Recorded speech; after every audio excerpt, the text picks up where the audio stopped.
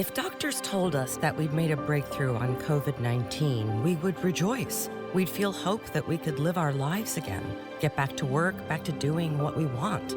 Well, masks are a ticket to that freedom. We can help protect others and save lives by covering our noses and mouths, which is how the virus mainly spreads. Until there's a vaccine, grab the breakthrough that's already here. When we're out, it's masks on. A message to help keep you safe. Brought to you by the Ad Council. Two men responsible for the soccer resurgence here in Northern California, and hopefully all of California. On my right, Mr. Joe O'Neill, one of the owners of the Clippers. On my left, the other owner, Toby Hilliard. I'll talk with Mr. O'Neill only because he's taller and has a hat. Mr. O'Neill, what are your thoughts about this being a success as far as this type of game, an international game between the foreign side of a high caliber and your team? Well, our only success, real financial success last year, was when we played foreign teams. We drew good crowds and people seemed to take a great interest. As a matter of fact, today, after I don't know how many days and days of rain, this is a pretty fair turnout, I believe, Mario. Does this give you an optimistic look as to the future of soccer with a turnout like this in spite of the inclement weather you've had here this past week? Oh, I definitely think so. I think we're going to pursue this program and bring in top teams wherever possible. Thank you, Mr. O'Neill. Mr. Hilliard, you've been with us 3 years now. I think I've had the pleasure of working with you. This is going to be the third year. What are your thoughts on this great game of soccer that you knew nothing about 3 years ago? I still don't know anything about it, but I certainly enjoy watching it. And one of the great things about soccer, I have a guest here today who's never seen it before, and he's just as excited as I am, having watched quite a lot of it now. And it's the one game that my wife gets a big kick out of. All the girls do. I like it. That was a very bad pun, but I'll accept that from you, seeing that you are about the big kick. But the negotiations with a Russian team of the stature and caliber of Dynamo Kiev, was it very difficult in getting them to come here to the United States to play your team and be guests of yours here in Northern California? Well, it was arranged through the Russian Soccer Federation. We didn't really know what team we were going to get when we asked the Russian Federation for a team to play against. And they sent us the best, and I think that's fine. I wish they wouldn't look quite so good today, but they sent us the best. Welcome to Good Seats Still Available, a curious little podcast devoted to exploring what used to be in professional sports. Here's your host, Tim Hanlon. All right, let's get this party started, shall we? How you doing, everybody? It's Tim Hanlon, your pal, your congenial host, your doctor of defunct, your advocator of expansion, your professor of previously domiciled, whatever you want to call me. We welcome you to the proceedings. We call them Good Seats Still Available. Yes, our little journey we attempt to do for you each and every week as we explore what used to be in professional sports. So usually it's teams and leagues, occasionally some events and other sort of oddities, various stories attached to said. And we'll go way back, we'll go not so way back. It doesn't really matter. But we spin the wheel this week and we're back into soccer. We love soccer, of course. Arguably the reason why we got into this little silly escapade in the first place with the old cosmos of the North American Soccer League. Well, for you soccer aficionados out there, you know that the NASL itself was birthed rather violently from, count them, two leagues that both thought that the sport of the future was theirs to be had in 1967. And a good primer for this episode, as we get into in a few minutes, is our episode back in February, I think, of 2018. Episode number 47, our guest then, Dennis Seese, we talked about the United Soccer Association and the National Professional Soccer League, the two main leagues or entities that circa 1967 both battled it out to bring professional soccer on the big stage here to the United States. And one could argue, and without sort of much fight, that was two leagues too many, frankly. But we're going to get into an interesting story about one of the teams in one of those leagues, and that was the NPSL. As you may remember, the NPSL was the rogue league. This was the one that, for whatever reasons we'll get into, did not get the official blessing of FIFA, the International Soccer Federation. And you soccer nerds out there know how important that is in the sort of outsized influence that FIFA has over anything domestic soccer-wise, not only in the United States, but any country, frankly, around the globe. It's a very, very powerful organization, has been for some time. But they ran afoul of FIFA. They did not get the blessing. However, they did have something that their rival United Soccer Association did not have and lusted for desperately. And that was a national television contract with the CBS television network, right? And back in the day, back in 1967, that was a huge deal, much bigger than it is today, because you only had 3 broadcast networks and a handful of TV stations in each market. And if that was going to be a sport that people were going to watch and get into, a national television contract was more than the thing and arguably a big ticket to hopefully success. Of course, we know that didn't pan out that way. And there's a whole bunch of reasons, and we're going to get into some of that this week with our guest, Derek Liecty. And why is Derek an interesting character? Well, first of all, he's written a very cool article in a recent posting on the Society for American Soccer History website. That's ussoccerhistory.org. And it's about a team that he was the general manager of in the NPSL the first year in 1967. And as you know, the NPSL and the USA merged, sort of a marriage of convenience, I would say, a shotgun wedding, if you will, to become the North American Soccer League in 1968. And there's a whole sort of mess of a story in that. But the Oakland Clippers, also known as the California Clippers, both in the very beginnings of their existence as well as at the very end of their existence. But for all intents and purposes, the gooey center, I guess, of this team was known as the Oakland Clippers. And why? Because they were, of course, domiciled in Oakland, California. And Derek was the founding general manager, and frankly, the only general manager. The team only lasted about two pro league seasons and then a third, half season or so of exhibitions. And we'll get into that story in a few moments. But they were domiciled in a then brand spanking new Oakland-Alameda Coliseum, home to the newly relocated Oakland A's as well, and the Oakland Raiders. And as you know, with our previous conversations with Steve Currier and Mark Gretschmill, the California Golden Seals found a home there too, and eventually the Warriors as well, the former San Francisco Warriors. That became in Golden State, of course. But Oakland was quite the hot property, brand new stadium, modern, state of the art back at in the time. And the story of the Clippers is a fascinating one, and frankly also indicative of the history of the pre-NASL National Professional Soccer League, as well as a little bit of the history with the United Soccer Association. Those two leagues that merged after sort of beating each other to a pulp into the NASL the following year. The Clippers were part of both parts of that story. And as we get into with our conversation with Derek in just a few moments, you're going to find it fascinating. The Oakland Clippers won what I guess today would be known as the triple, the 3 titles that were to be had back then. And no, they didn't include the U.S. Open Cup. So technically, well, whatever. I mean, they still won 3 titles, and interesting story in that. First, they won the regular season championship, right? There was nothing awarded for that. It was no shield like there is this today in Major League Soccer or some of the other pro leagues around the world. But they had the best record, the Oakland Clippers did. 19 wins, 18 losses, 5 ties, and the most points. They also won something a week later after, so they won the NPSL final. That's what it was. It was a 1-game playoff. The top 2 teams in each division played the final. That was beating the Baltimore Bays in a 2-game series, and they won the NPSL final championship title. But they also won this interesting little thing a week afterwards called the Commissioner's Cup, which was sort of this odd post-championship kind of thing, where the 2 runners-up in each of the divisions, in this case, the St. Louis Stars and the St. Louis Stars and the Philadelphia Spartans, they played each other, and St. Louis won that and won the right to play the winners of the NPSL championship, the Clippers, for this Commissioner's Cup, this sort of add-on championship. And the Clippers won that as well. That was a 1-game effort in September of 67. They won that game 6-3. So the Clippers, the Oakland Clippers in 1967, the NPSL won it all.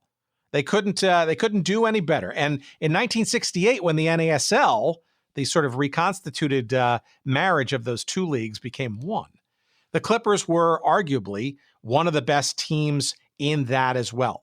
The interesting challenge there, however, was they had almost an identical record of success, but because of the convoluted way that the standings and the divisions were set up, they had the second best record and point total in the league in the regular season, and they did not make the playoffs. So they'd have a chance to defend their championship, and it's just the beginnings of perhaps a whole set of frustrations with this very interesting team, the Oakland Clippers. Derek Liecty was the general manager of that. And boy, oh boy, does he have some stories to tell, and beyond that too. Because in 1969, when the NASL was basically on death's doorstep, remember, you had two professional leagues challenging each other with dozens of teams. By 1969, the NASL was only down to 5 teams, and the Clippers were going to be the 6th until they kind of figured out that, hey, you know what? Maybe this isn't going to sort of last. Maybe let's just stick around on our own. We'll make some money on our own by playing some international squads. Keep the coin in the bank, so to speak, and maybe we'll revisit the NASL the following year. All kinds of hijinks ensued there. And that clip that you heard at the beginning there, Mario Machado, remember him? Dulcet tones, longtime soccer broadcaster in the United States, very suave and debonair, interviewing the two owners of the Clippers franchise. And you get a sense, because that was an exhibition game played in that 69 season against Dynamo Kiev of Ukraine. And that was, a really good taste of the kinds of competition. They played Santos and a few other teams, Fiorentina, I think, a bunch of other teams.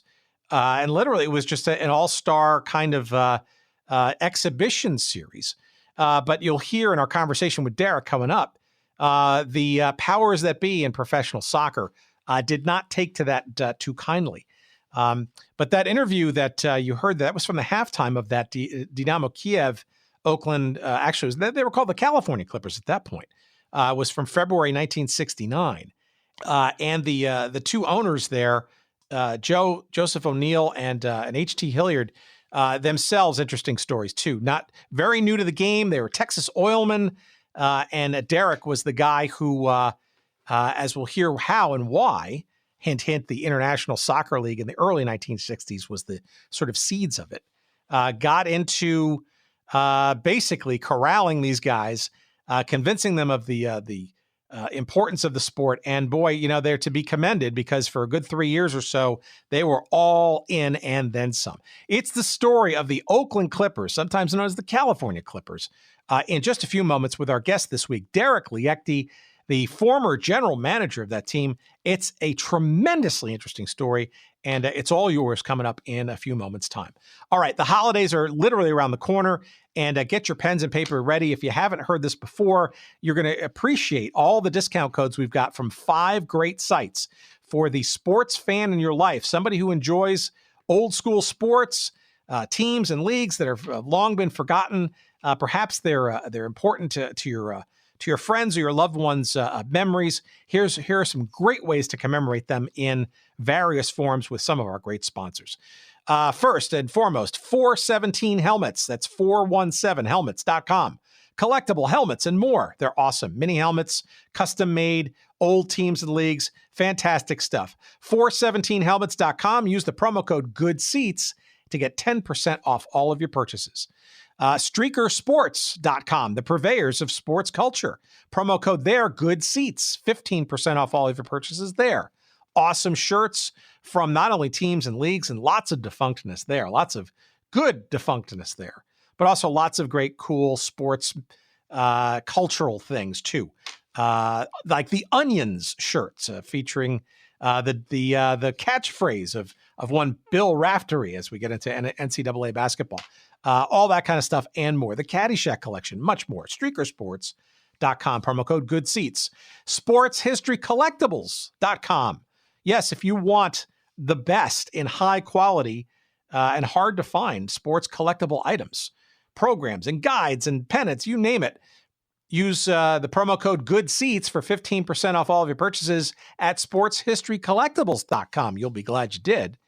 How about some shirts? Sure, 2 places for those. How about oldschoolshirts.com? Promo code GOODSEATS, 10% off all of your purchases there.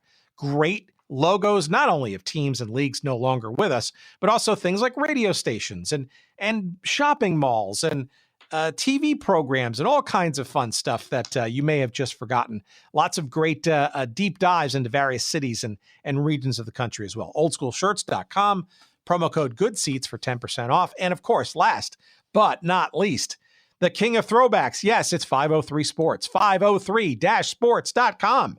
Promo code there is SEATS. And you're going to get 10% off all of your purchases there. Not only great t-shirts, but fantastic, handcrafted, lovingly made jerseys from various, say, football leagues and baseball teams of yore and all kinds of great stuff at 503-sports.com, promo code SEATS. Try them one, try them all, and hopefully helpful for the holidays. And we appreciate all of them for their sponsorship, and we appreciate you checking them out and hopefully making a couple of purchases and making the sports fan in your life that much happier. All right, let's make me happier by getting on to our conversation, a wonderful one, with our pal Derek Liecty as we get into pro soccer, late 60s. It's the Oakland, or sometimes California Clippers. Here's our conversation we had just last week. Please, as always, enjoy.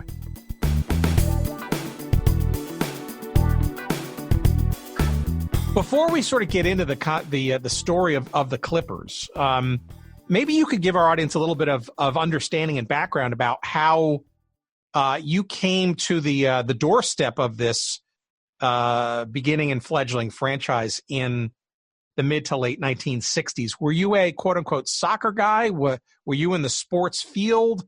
Did you just fall into this? How did this even get into your world?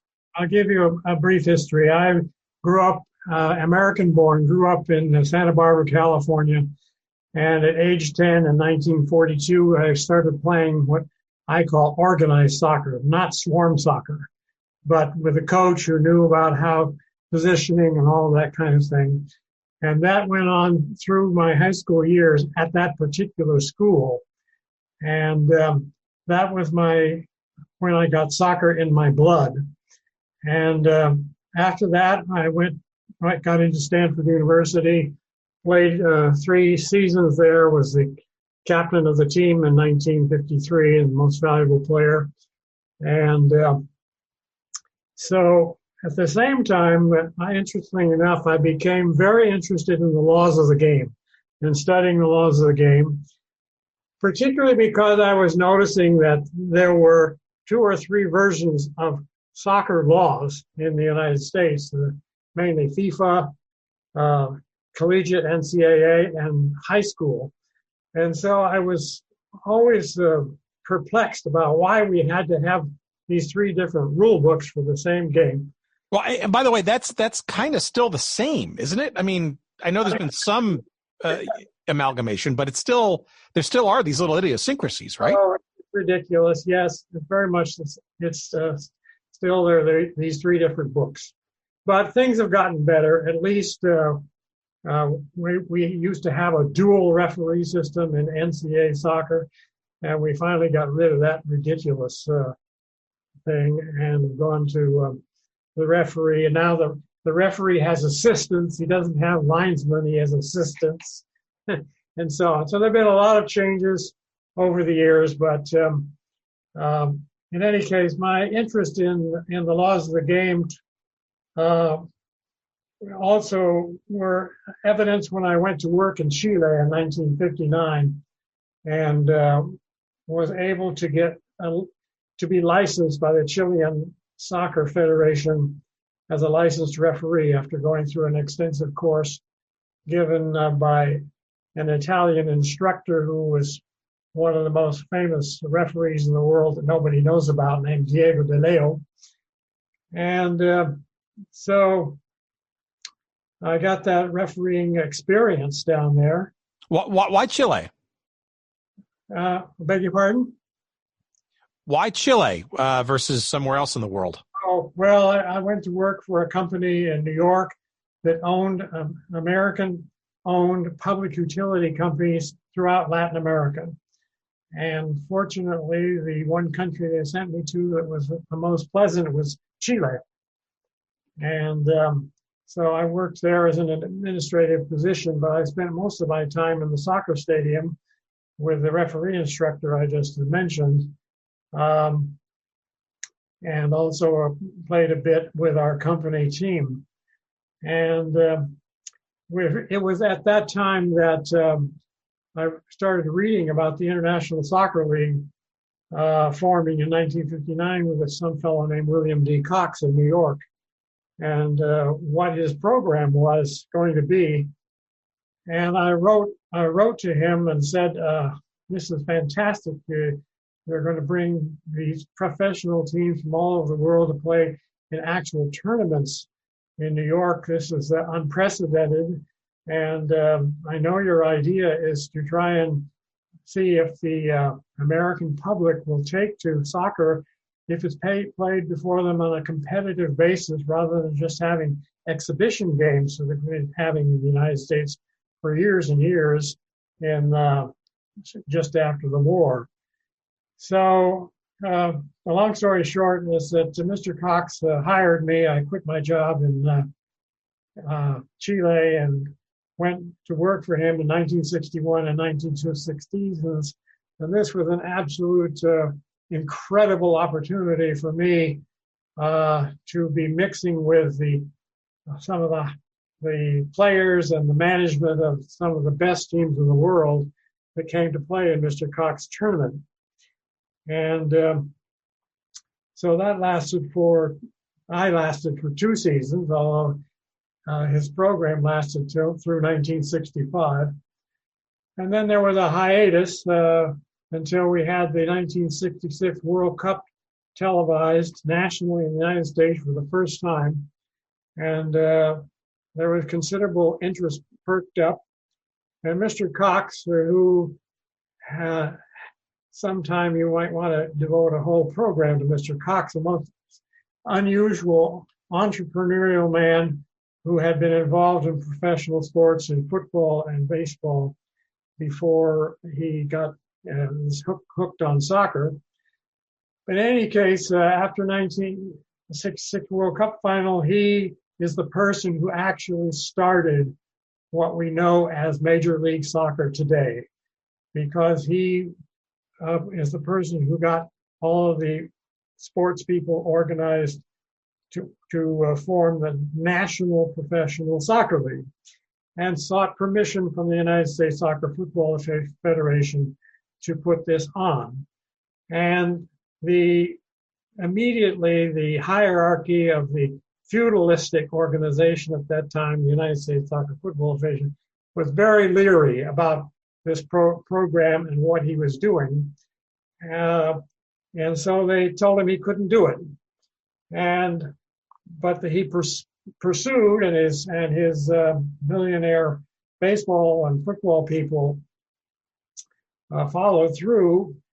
And so the youth said, well, if they're going to do that, we're going to start our own league in competition with this outlaw league. And they had a meeting in San Francisco in 1966 to try and determine, well, who was going to be able to do this or not. And Mr. Cox's group was thrown out, and his group said, well, we're moving right ahead regardless of what I'll call it USFA says, even though we are not affiliated with them, and we will have difficulties with FIFA in getting players, etc., to come and play in our league. So the major thing that happened was that the Mr. Cox group was able to get a contract with CBS television, which the USFA group did not have for their competition, which consisted of having imported teams coming and playing in the various cities at the same time that we were putting on our games. All right, so let's stop there for 1 second because there's the height of irony around this. Because let me just go back to the ISL for a second, right? So Bill Cox, right? Baseball, Philadelphia Phillies sort of exited the sport in a little sort of cloud of controversy. But the idea that he kind of latched onto was top-tier professional teams from around the world, right? Americans seemed, certainly ethnic audiences in the United States for sure, wound up being very attracted in big stadiums, especially in the New York area to start, to top tier games, right? And we're talking like Ebbets Field and the Polo Grounds and the old Randall's Island Downing Stadium and some big crowds, but who knew top tier talent and games and he saw that there was a big draw to that. You got involved early on. So this was largely a New York City metropolitan area thing to kind of start, right? Which was probably a perfect place, right? Because it's probably the ultimate in ethnic melting pots to start something like that, yeah? Well, we did have most of the games when I was there were played in Randall's Island. It's a horrible field in the middle of the East River. But we also had games at the Polo Grounds and some games in Montreal and Philadelphia. Yes, they brought very reasonable crowds, but it's still not enough for him to continue with the process. And so he folded it up after 1965. And just correct me if I'm wrong. It was also some of those games were actually televised locally, weren't they? Too? I believe they were. I can't quite remember. Yeah, I've seen in some of my research some old ads for the Still With Us Today, WPIX Channel 11, broadcasting some of those games. And boy, what we give to get some footage of that. I'm sure they don't exist, but it does speak to arguably, and I think to your point earlier, right? Truly, that International Soccer League with its, let's call it replacement teams or teams from abroad, right?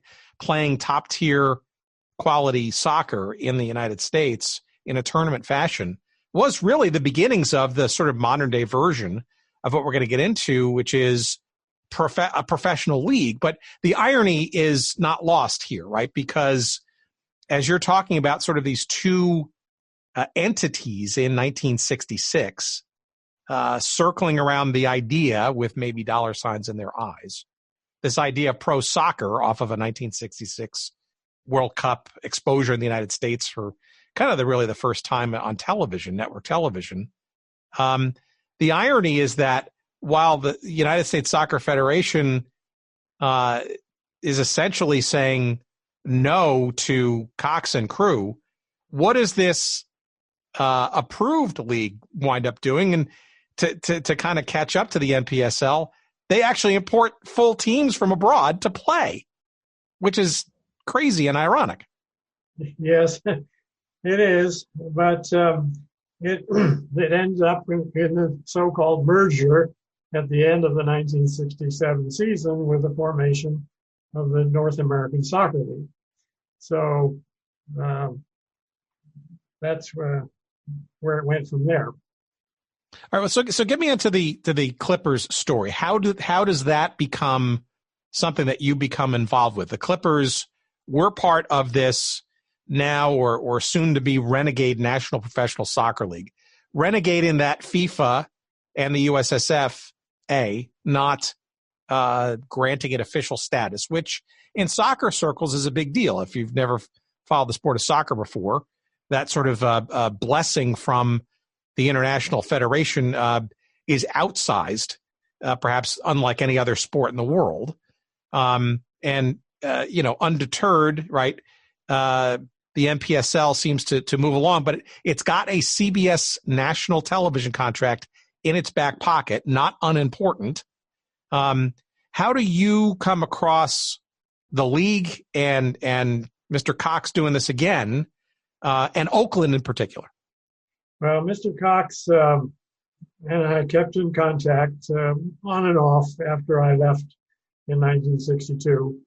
And he always, he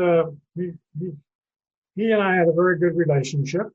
And when he met with his millionaire group down in Texas to do the finalization of the formation of the National Professional Soccer League and to met out the franchises to all these different cities, he met two gentlemen, two oilmen down there, Mr.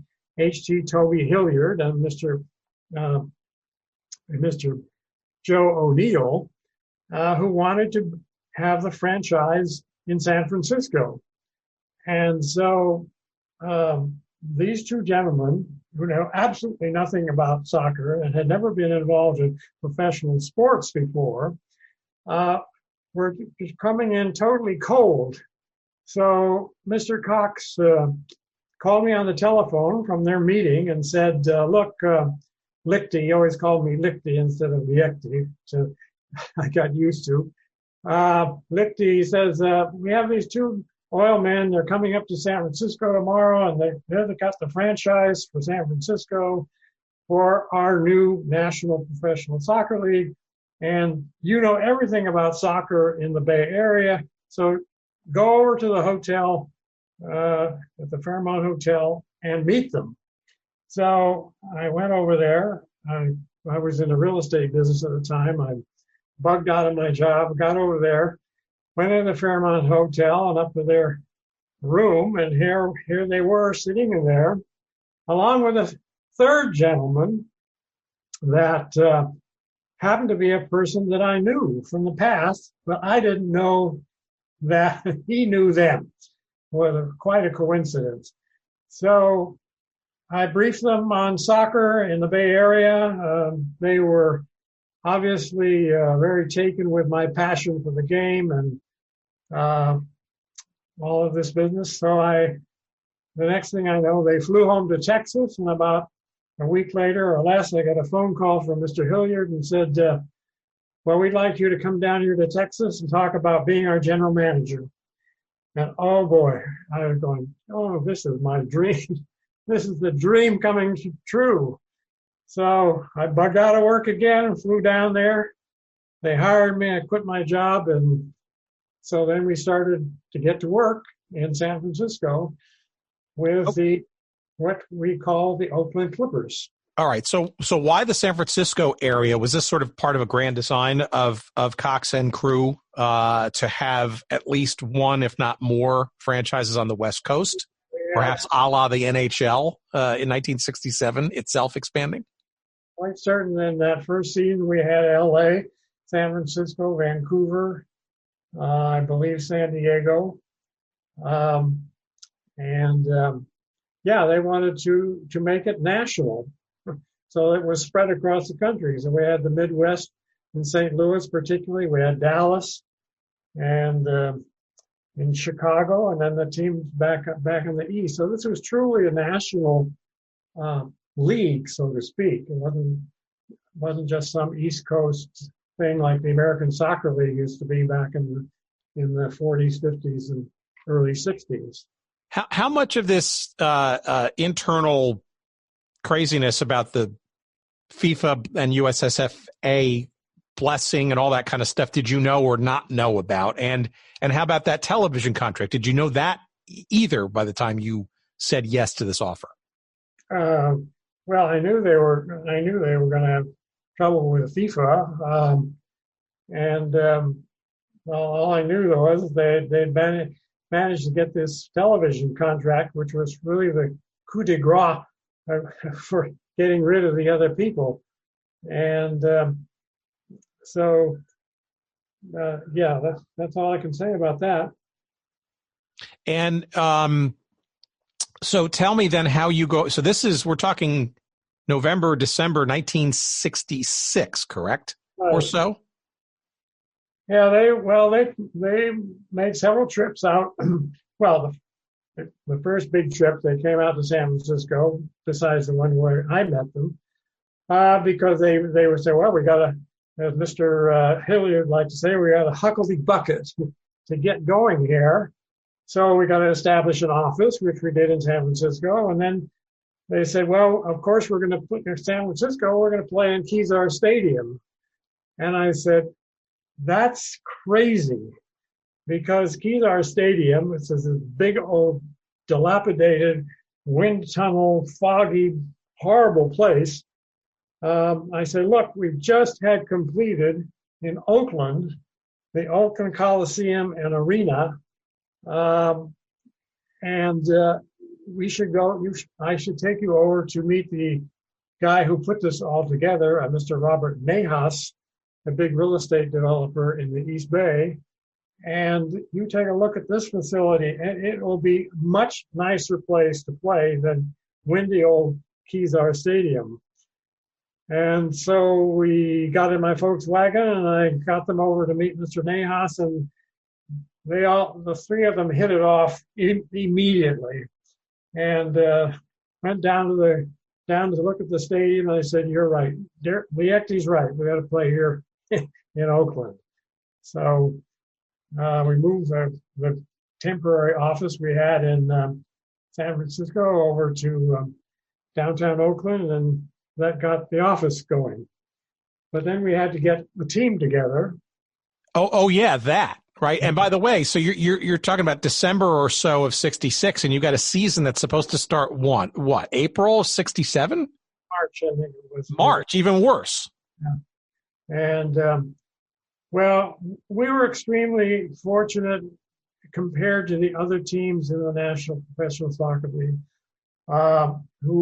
many of whom really didn't have a real basis in soccer. Their owners didn't know about soccer really.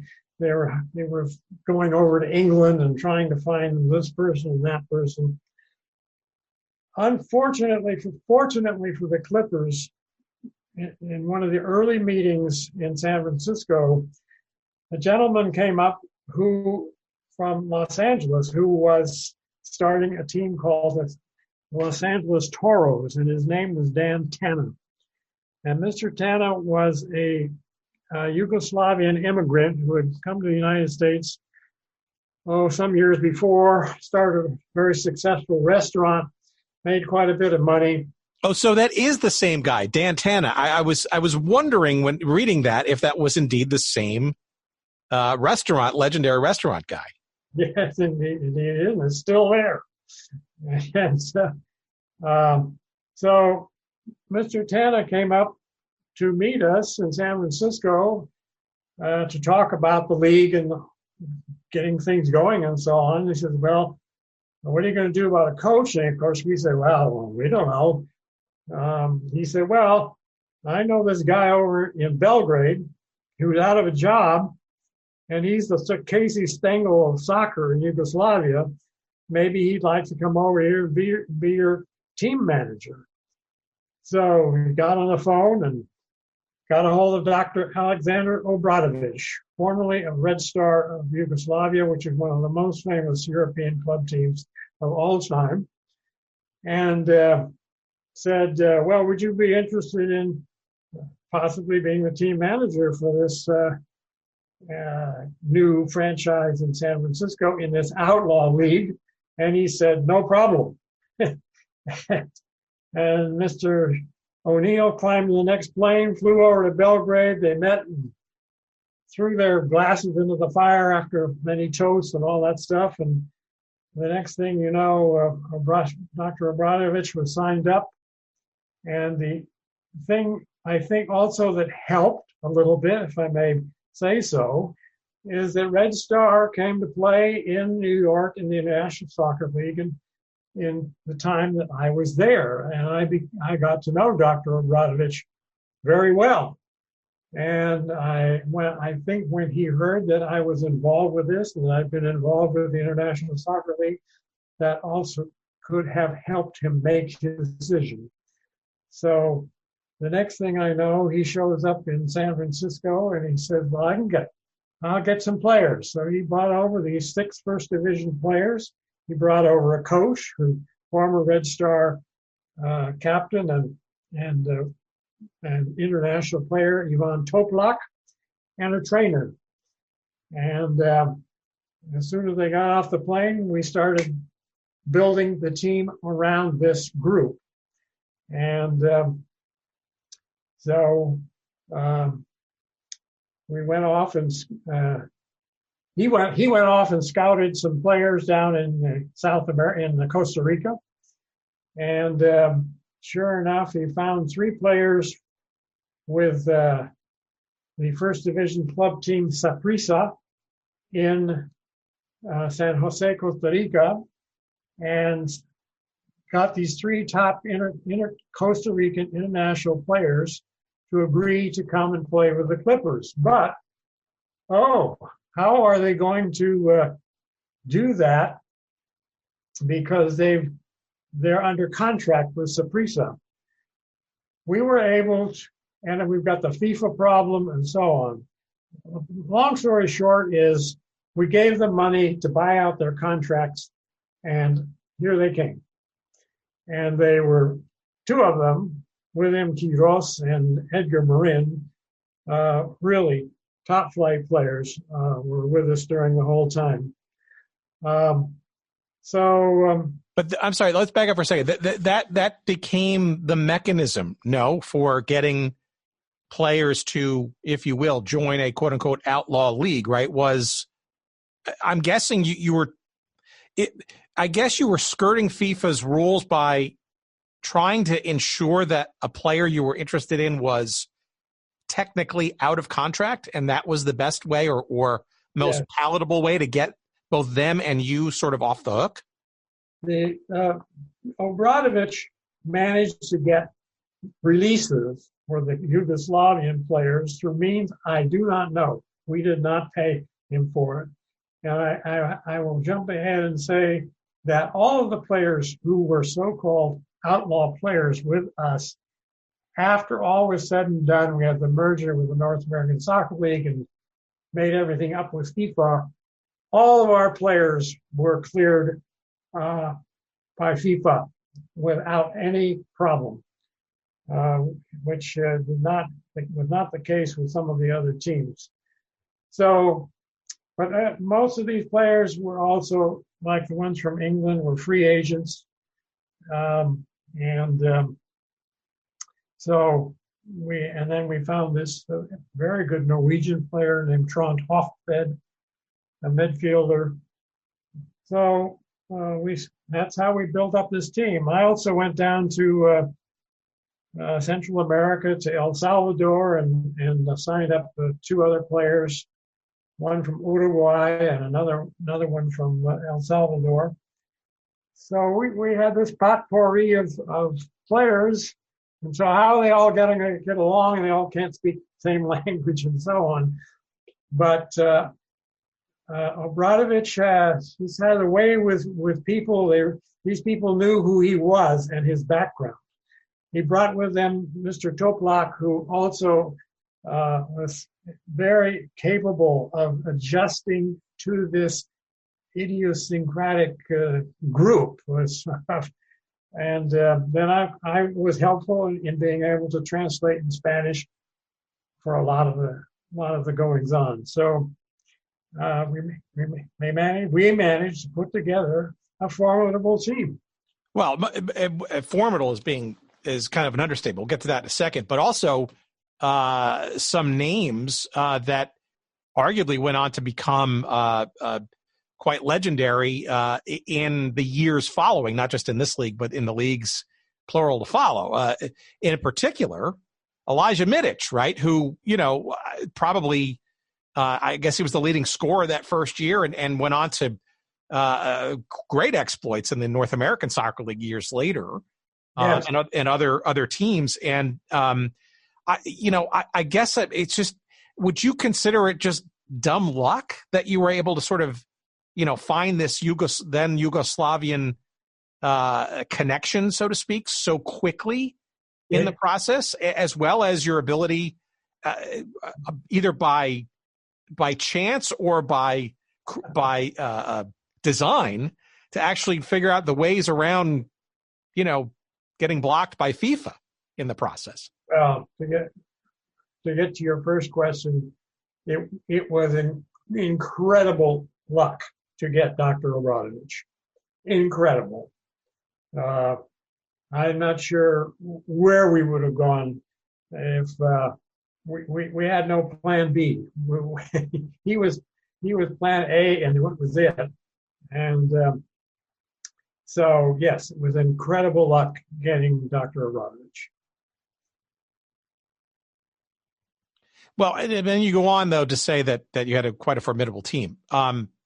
You want to tell, well, but just before we get into how well the team did, okay? Because there's a championship involved. Let's put it that way. Let me also though ask you off the field, in that short amount of time, how the hell are you trying to get marketing this team, right? Not only is it a new sport and in a new arena and a new team and league and name, but it's also a new sport. I mean, to the American public, right? It's also now slowly but surely being filled by players, many of whom, frankly, can't pass the pronunciation test with most average Americans. That's like a quadruple, if not more, whammy from a marketing perspective, isn't it? Well, very much so. But I think the first thing that the owners did, and they were extremely good at it, was and knew they had to establish a rapport with the local sports writing people. And we had several newspapers in the Bay Area, the San Francisco Examiner and the San Francisco Chronicle, the big ones, and we had newspapers in San Jose, we had big papers in Hayward and down the peninsula. And so they were willing to spend the money necessary to show these sports editors that this was a viable and professional thing. And so they visited all of these editors in the various newspapers to get them, and gave them, lunches and, slideshows and all that stuff to get them to realize that these people were serious. I took them over to visit the sports editor of the San Francisco Chronicle, Mr. Art Rosenbaum, who was and had been for years in that position and didn't give a damn about soccer, even though we have had organized soccer in San Francisco since the early 1900s. And he said to them, "Oh, well, you guys, all you're going to do is bring me more work." That was the kind of sour attitude. He was an exception, though. And so I think two of the things we did for the press was, look, Hilliard and O'Neill and I said, there's going to be a big exhibition game in Los Angeles between Real Madrid and another team, and let's take some of these sports writers, not the editors, the sports writers, that they're going to assign to cover our games, put them in an airplane, and take them down and show them what a real soccer game looks like. And I think that was really the final thing that convinced these sports people all around the Bay Area that we were serious. And so they didn't assign their major writers to come to our games, but interestingly enough, some of them over the years, after covering the Clippers, not because of the Clippers, became major sports reporters in the Bay Area. They included Glenn Dickey from the San Francisco Chronicle and Dave Newhouse from the Oakland Tribune. And so that was our first major sort of marketing thing, was to get the press behind us so that they would write stories about what we're trying to do.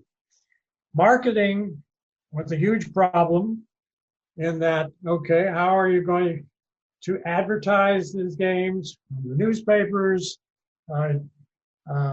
get on television interviews, whatever. But one of our advertised, quote, marketing efforts was to hire a man named Donald Greer, who was in charge of developing youth soccer in the Bay Area under the California Soccer Association North. And we hired him full-time on staff in order to set up clinics around the Bay Area where our players would go and put on, clinics and exhibitions and so on. This was another attempt at marketing. But all in all, we have to say and admit that marketing was our biggest bugaboo. It didn't work. And in the long run, we did not get the crowds that we had hoped. Not because it wasn't a good play on the field, but that the Bay Area sports people just weren't ready yet, in my opinion, for what we were doing.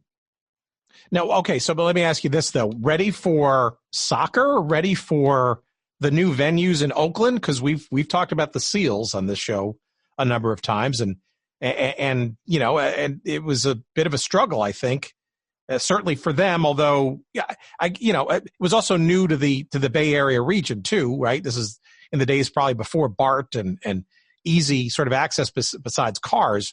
How much of it was the new stadium and the new location in Oakland per se? How much of it was soccer in the sports firmament? And frankly, important question, which nobody seems to know the answer to, but I'd love to hear it.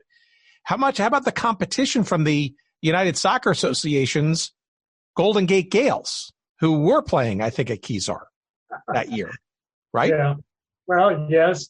I'm sure they dragged away some people that would have crossed the bay to see our games. But frankly, I personally didn't pay much attention to them. I don't even know what kind of crowds they got, but I'm sure they weren't any better than ours. Interesting. Was it soccer though? Was it the Bay Area and Oakland? Were those any factors in this? Well, I'd say the game was still, quote, new to our American-born kids who were imbued with their football and baseball, and I'll give you an example, which is Clay Burling. Is that name familiar to you? Absolutely, longtime founder and publisher of Soccer America, arguably the diary, if you will, of American soccer for decades. Part of our marketing was to make this game, coming to a game ridiculously inexpensive, and so he said, "Oh well, there's a new thing called new to him, soccer. Well, go see what that's all about, and take my 5 kids down there, and not have to spend a fortune for a Sunday afternoon outing." And what happened there is that Clay Burling became totally hooked on soccer. I consider one of our legacies the fact that Clay Burling ended up totally hooked on soccer and became the preeminent purveyor of soccer knowledge in the United States with his publications. And so, but to get back to your original question about marketing was our most difficult challenge. Interesting. So give me a sense then of the play, because not only did, this is, back in the day, not only did the Clippers wound up winning the NPSL title, I guess there wasn't even a regular season sort of supporter shield like there is today, but winning the championship and then second competition, the Commissioner's Cup, I guess they won the double, right? Which is, probably the ultimate expression of how you essentially dominated this league in its very first year. Yeah, I would agree with that. And I think one of the things not realized is that you've probably read in some of these things that we brought the first national championship in any sport to the Bay Area, which all these snooty sports people today, never even heard of this. Bothers me. Yeah. So how did the sports intelligentsia then respond? I mean, I know the NPSL final was a 2-game affair between the Baltimore Bays and the Clippers, and the first game actually lost to the Bays 1-0 in Baltimore in September of '67, and then a week later, in front of about 9,000 at the Coliseum, winning 4-1 in aggregate, then over the Bays and winning the championship. I'm sure your memory was fonder and more warm and amazing, perhaps, than 9,000 fans rattling around a 50 some odd thousand seat stadium, right? But how was it received? Was it kind of like, did the sports writers kind of pay attention? Was there any sort of media celebration, so to speak? Were there more fans out there, or was it kind of a quiet affair? No, we got a lot of headlines. In one of the preliminary games, I'm looking at an Oakland Clippers sports page right now with a huge headline: first, Clippers in the playoffs, and big picture of our players celebrating in the locker room, and then an action picture below that, and a big story. That's in the Oakland Tribune. And no, I truly think they were sorry to see us go. And I think I'm talking about the sports writers people. They were sorry to see us go, and sorry to see this really, if I may say so, well-run, respected professional sports organization not being able to be successful. I think they were really they wanted to help us.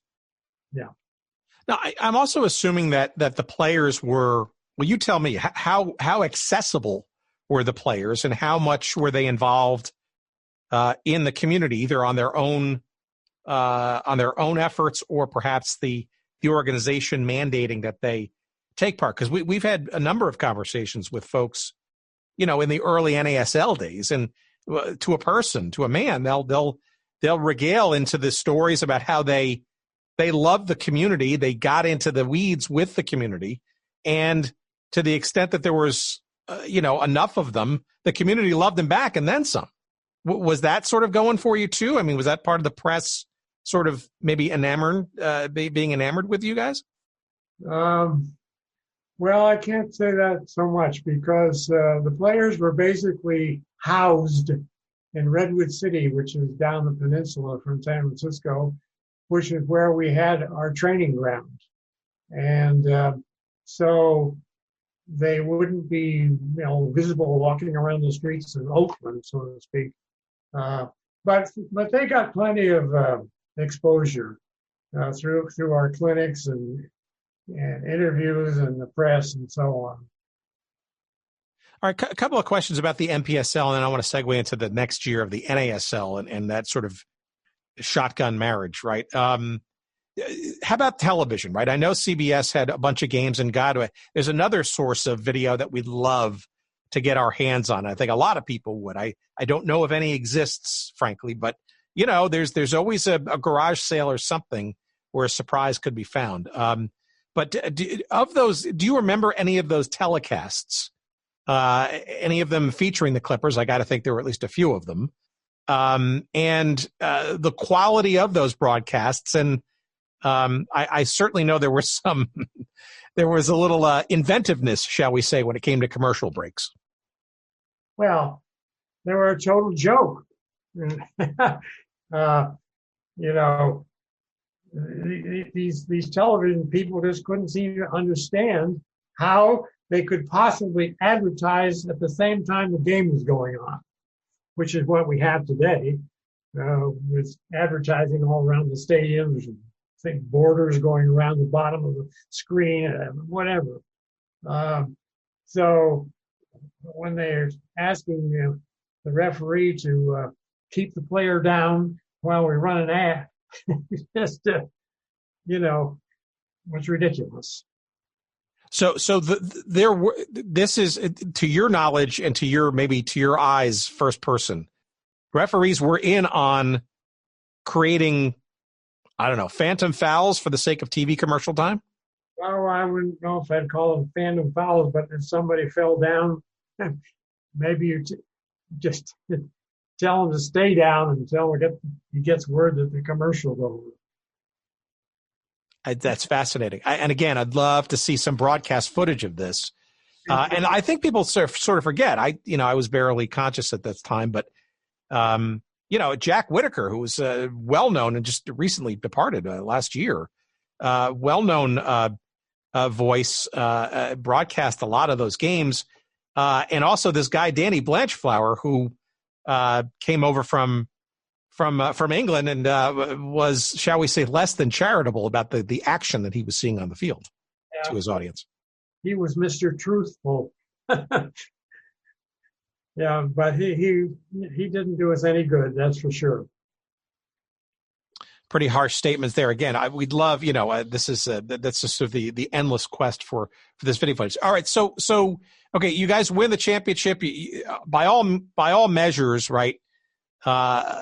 Probably a very successful launching pad, but in the background, right, there were problems, right? The last thing that professional soccer, rebooted professionally in the United States needed at its outset were two competing leagues.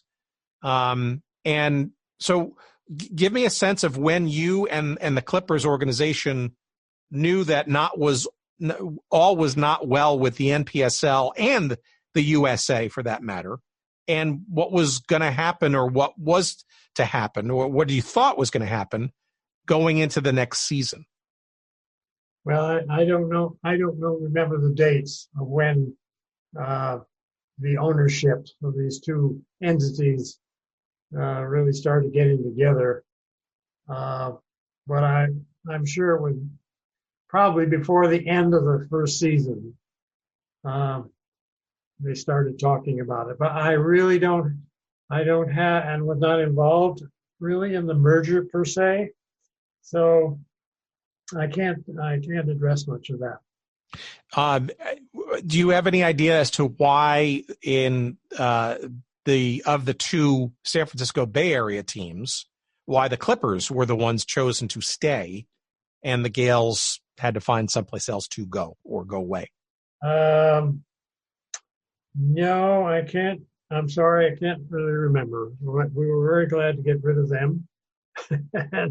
and they ended up in Vancouver, if I'm not mistaken. Yeah, right. And then Vancouver itself being an old USA outpost as well. So you see some of these pieces sort of to come together. Well, let me ask you then, how different was 1968 then, both on and off the field, now part of this, shall we say, marriage by necessity of this now North American Soccer League? It's clear that this is taking two things that sort of had grand ambitions, but I can't imagine it was necessarily the easiest. Although it had television, right, and it had the blessing of FIFA, you'd think that maybe those were stabilizing elements going into a season two. Well, I will say it was a huge relief to get all of that infighting and bureaucracy over with, so that we could try and promote these games without all of this stuff hanging over our heads. So for me personally, it was a huge relief. But the crowds didn't still come. The play was still pretty good, right? Well, yeah, but it's still not enough to make it viable. But we may get into later, I don't know how much time we have, but when the 68 season was over, our ownership, Mr. Hilliard, Mr. O'Neill, and Mr. Brinton said, we want to continue. We're not going to give up the Clippers just because this league is folded up, and we're willing to hold our team together, and they're going to get paid less money, etc. We're going to hold our team together until the NASL can get organized on a national basis, and we will be the beacon out here in the West Coast to show that they should start teams again in LA, San Diego, and so on. But as we may know later, they didn't like that. They didn't like our plan. All right. Well, I want to get to that in a second, but before we leave 1968, again, this was the first year of the official year of the North American Soccer League, and by 1969, there were only barely 5 teams, right? So this is a very very interesting year in the history of that league at that time. But there's an interesting sort of dynamic that I didn't really know about until I kind of dug into this story, and that is, and maybe you can get into this a little bit, the Oakland Clippers in '68 had the second best points total and by extension record in the entire league, but did not make the playoffs. They were 1 point behind the San Diego Toros in their division. They just had the unluck, I guess, of being in the same division and not making the playoffs despite being one of the best teams in the league. Well, huge disappointment. And, well, did the referee call offside improperly or not on our so-called winning goal against San Diego? And so there was a game near the end of the season with San Diego that determined the winner? Interesting. Yes. And we had our winning goal called back for offside, and we couldn't recapture after that, and San Diego qualified.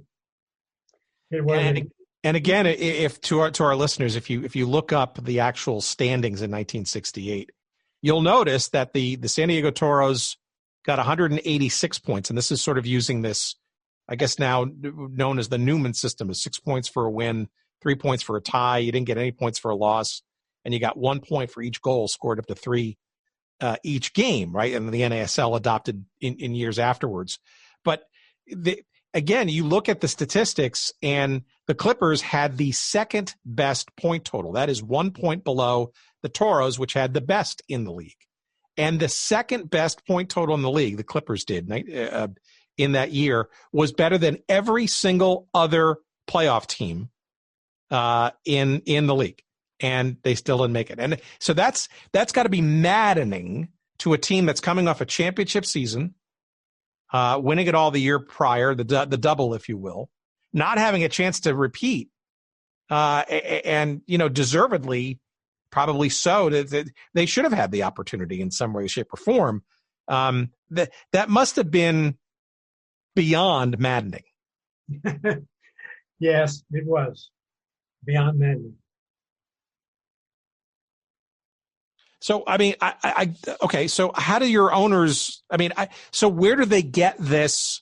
We're in it for the long haul then, because I would imagine if I were owning this franchise and seeing now a second league that I'm part of, no longer viable all of a sudden, and having the,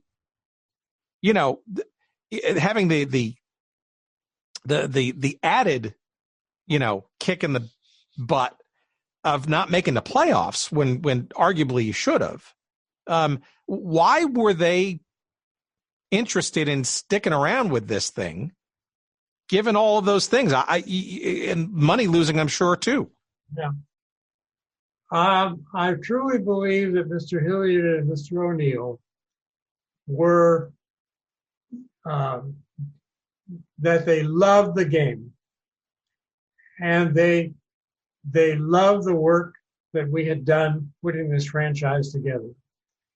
And they had the money to keep the team together, even at lowered salaries and all that, and were willing to wait it out and see if the NASL would get organized again on a national basis within a reasonable time.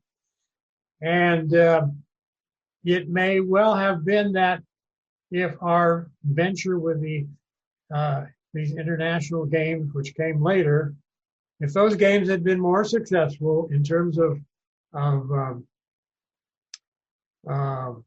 income, that they would have stuck it out. But there were two factors. Number one, the United States Soccer Federation denying us permission to continue with that program.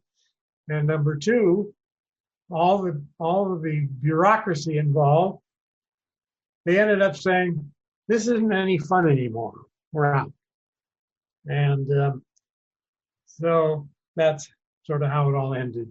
All right, so let's talk about that 1969 season. And again, for those soccer aficionados, the NASL truncated dramatically to just 5 franchises that next season, and without the Oakland Clippers, right? Which I'm sure Phil Woosnam and the league would have loved to have had as the 6th franchise, but you recognize that Oakland would have been the furthest distanced team in that group of 6. Travel would have been probably very cost prohibitive, and you were not certain that the NASL was perhaps going to survive. So you saw international games yet again as the way to kind of at least hold on until perhaps they got their act together, right? Exactly. So yeah. I've also some more irony though, because the NASL, maybe to its credit, right? Not only so they split their league that year into not only an internal 5-team tournament amongst their own players, but then also had an international component where they imported 5 teams from, just like the ISL and just like the USA, full teams from abroad again. And to me, that's also ironic because that's what you guys were doing on your own. Yeah. Yes. It's all very ironic. All right. So tell me then, and you sent this in your email to me, how do you essentially get to do this? Because FIFA wasn't necessarily, or the USSFA was not necessarily going to allow you to just import games and teams to play on your own in your own sort of rogue-like schedule, right? You had to be aligned with some kind of, if not the NASL, with whom? Yeah, well, Dr. Obradovic and I came up with this idea after the '68 season that, okay, we're going to try to keep things together and have these play against foreign teams that we will invite here because we think we can make enough money off of them.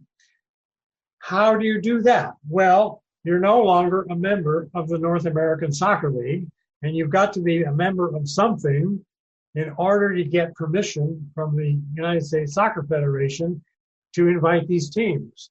So we changed the name to California Clippers, and we joined a local league called the Peninsula Soccer League, which was a little minor league, as our front to give us affiliation with the California Soccer Association North, which would give us affiliation with the USFA so that we could go to USFA and say, we're inviting Team X to come and play over here.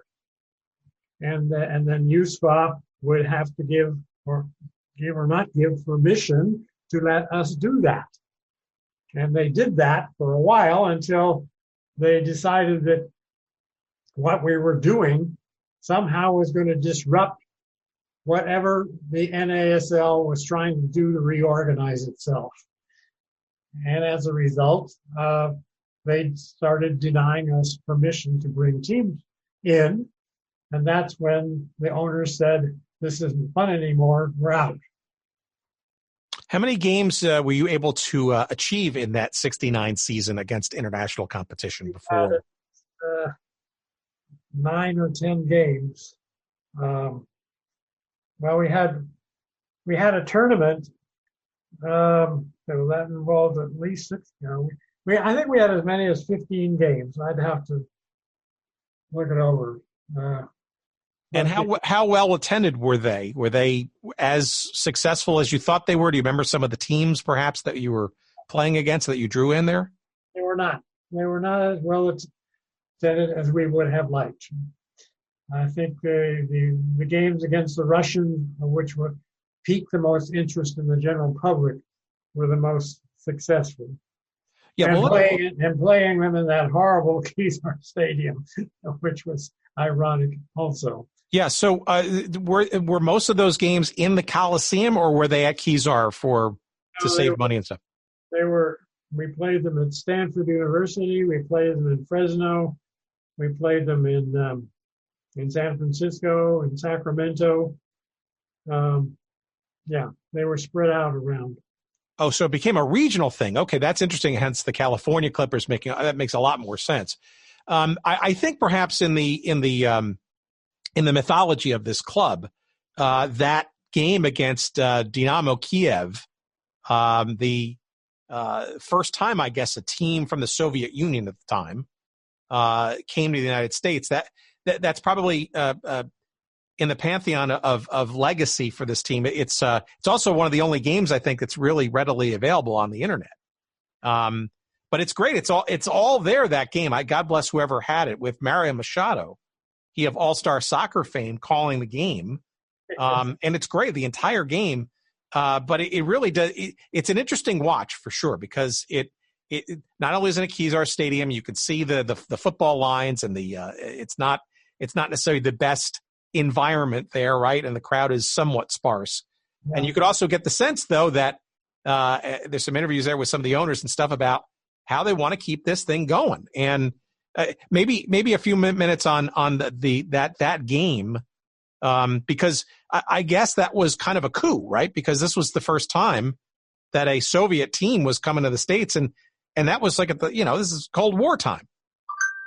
Well, just a little background on bringing that team over to the United States. In 1968, I went to a FIFA conference in Guadalajara, Mexico, at a time when I was very friendly with Mr. McGuire, believe it or not. And he invited me to come to a reception where we talked about bringing teams over. And I said, well, we're thinking about inviting over a team from the Soviet Union. Oh, he said, you'll never be able to do that. I'm the only person that would ever be able to get these Russians to agree to send a team over. And in other words, it'll never happen without me. Well, the next thing we know, we have Dr. Obradovic on the telephone at midnight from my little house in Oakland, California, calling up Mr. Granatkin, the Soviet Federation chief, who is a big buddy of Dr. Obradovic, agreeing to arrange to send over Dynamo Kiev, champions of the Soviet Union. So this was a coup, and Mr. McGuire did not like it. And he I think, was one of the main reasons why he then started putting obstruction in our path, bringing teams over. He was furious that we were able to do this, and by the time he realized what we were doing, it was too late for him to stop it, because we had already made a huge to-do about it in the press, and we had the State Department involved and all this stuff. It would have made him and the USFA look terrible if they had said, no, that team out there in California, they can't bring this Russian team over. So that's how they got over here.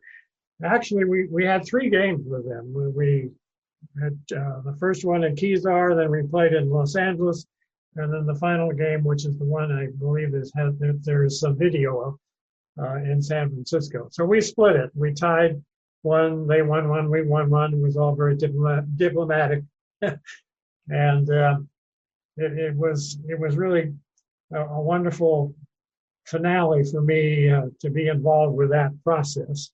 Although they were not the last game that we played, our last game was against Fiorentina, champions of Italy, and we beat them in our finale. So anyway. How did the end come? Did McGuire somehow figure out a way to politically outmaneuver you somehow? No, he was a guy. You did not bring a team into the United States from abroad without his permission. And if he said no, then it was no. And so that, this is just another one of the feudalistic things of which he was the great king in charge of everything having to do with soccer in the United States, basically, running the whole show. And whatever he said was what happened. So it ended up, when everything was said and done, Mr. Brinson, a lawyer, filed suit against the United States Soccer Federation, and in an antitrust suit and so on. Just another one of the legal hassles the USFA unnecessarily got itself into over the years. Anyway, it was the end of my dream, so to speak. Yeah, and certainly not the first time that politics and soccer in the United States got in the way and shot itself in the foot, the arm, the leg, and the hand, and other various extremities. All right, so let's to round the corner here. Let me ask you a couple of sort of wrap-up questions then, because it's clear that this team is more than a footnote, frankly, in the history of the sport, certainly in the Bay Area and in the United States professionally as well. I'm really curious as to the owners, once they kind of threw in the towel, did they follow the sport at all? And did they sort of perhaps have second or third thoughts as the years went on and the NASL did indeed resuscitate itself, including, by the way, a team in San Jose known as the Earthquakes? No, they were finished. They did not follow through in any way. How about you? Did you kind of look around? Did the Earthquakes come on your radar a couple of years later? Did you stay involved with the sport? I was married at the time, had a child. I did. The only hope was I think I could have possibly lined something up for me in the East Coast, but I did not want to go there. So the failure of the Clippers really took a lot of soccer blood out of me. And I devoted myself then to 20 years of refereeing soccer, is really what I did. Then I became the executive secretary of the bid committee for the 1994 World Cup for the Bay Area. And I devoted 6 years to getting that all together. And lo and behold, what happened? We had 6 games at Stanford, in my Stanford Stadium. 6 soccer games sold out during the World Cup. So since that time, we've had the Earthquakes play their Classico in my stadium with 50,000 people in attendance and so on. So I'm seeing a lot of my original dreams from back in the 1940s come true, that professional soccer really will happen in the United States. All right, and that is my sort of foundational sort of ending question is, and we kind of get into the weeds on this particular type of question, and it's around the specific historical and official, shall we say, legacy. And sometimes it's very clear when teams relocate or go away or get resuscitated. Lord knows we've seen it with the earthquakes, right? I mean, the original NASL version going away and then MLS coming back and then the name being, adopted again. And then slowly but surely and sometimes even begrudgingly, the history of the old league being adopted finally, right? The MLS and NASL relationship, the names sort of came sooner than the histories did. So I guess the question is, you probably see this coming around the corner, where does the Clippers legacy live? Because frankly, a bunch of some of the star players, right? Some of those formerly Yugoslav imports kind of stuck around, right? Ilija Mitic, for example, being a very well-regarded Hall of Fame player, not only in the league, but with the San Jose Earthquakes. You could make the argument, as I guess I'm trying to do inelegantly, that the heritage of the Clippers is very much embedded in the history, wherever that lives, of the San Jose Earthquakes. No? Well, oh yes, that's for sure. By the way, Mitic's first name is pronounced Ilija. Ilija Mitic. Ilija. Thank you. Ilija Mitic, yeah. Anyway, yes, that's for sure. The legacy, there was this hiatus. We had the Stompers here after the Clippers. They didn't last for a minute. But then the Earthquakes got rolling, and Peter Bridgewater, who became the general manager, was a real force behind making that a success. We had Mr. Milan Mandaric, one of the early owners, that he kept it going. So it's interesting that the Earthquakes are owned by the Oakland A's. I'm not sure if you know that. Yes, everything goes around. That goes around comes around, right?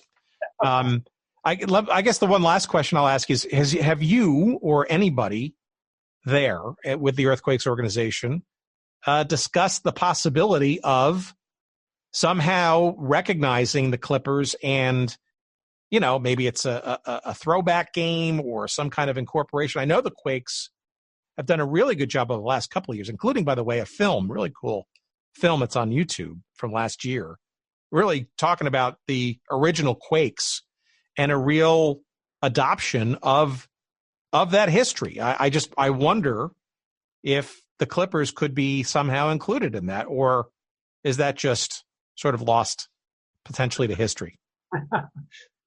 I'm not sure who would carry that forward. I don't think it would be me. But I leave it to our audience, because look, this is a team with players and a couple of championships and some great, lineage, frankly, to the reboot, if you will, of professional soccer in this country back in the late 60s. From which Major League Soccer in its 25th year and counting would not be, wouldn't be possible, right? So it's truly on the backs of pioneers, right? And in many respects, you as a general manager of this team are very much a pioneer, right? We talked to with players too, right? With Ilija, for example, Mitic, or any of the other players who are still around.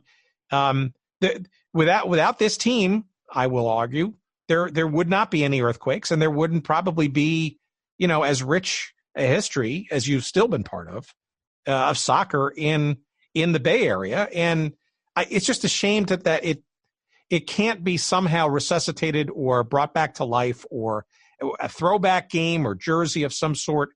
Because to me, the lineage seems pretty strong and clear, at least to this outsider. Well, I appreciate that, your thoughts on that. But again, as to where this all started, I go back to William D. Cox as the person who got going what we have today. And yes, there have been these other pioneers as well, but it was his vision that got this whole thing started.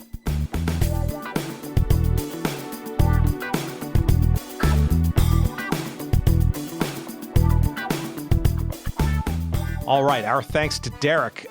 Interesting stuff, and it's a legacy. I think that continues. If you squint really hard, you can see the embers of what used to be the Oakland/California Clippers in the San Jose Earthquakes, for sure. Certainly the NASL version, and arguably by name and historical association, the current version of said San Jose Earthquakes. Hell, look, you could even make the argument that there's a little bit of a seed or two there in the Oakland Stompers of 1978, the one-year wonder that played in the Coliseum as well. And look, there's a whole sort of robust history of Bay Area soccer. We probably want to get into the Golden Gate Gales story, both the ASL in the 70s, but the one-year wonder that was their crosstown rival of the Oakland Clippers, playing in the old Kezar Stadium in the United Soccer Association.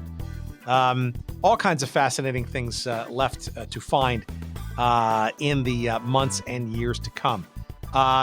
Let's see, Derek's great article called "The Oakland Clippers, A Personal Reflection on Pro Soccer in the 1960s" can be found at the Society for American Soccer History's website, SASH for short.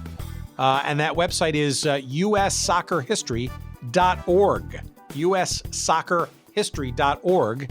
And it's Derek's recent posting. And as he was chatting with me after our microphones were turned off, he's got some other stories and things probably percolating within. Certainly the International Soccer League, where he sort of got bitten by the professional bug to be an administrator in the sport, as you heard in that conversation.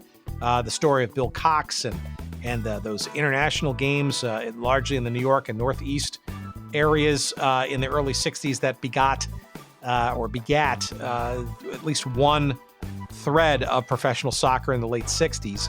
But also there's a couple of pieces of hardware sort of floating out there that he's looking to sort of bring back.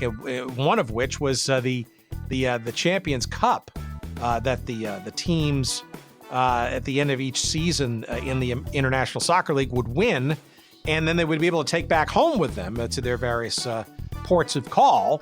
And Derek is sort of on a mission, I guess, to bring that championship trophy back from, I think he said it was in Warsaw, Poland. I guess that was the team that last won the ISL championship back in '65 was a team from Poland. So I think there's lots of interesting stories left to be had there from Derek about the ISL, that championship trophy, etc.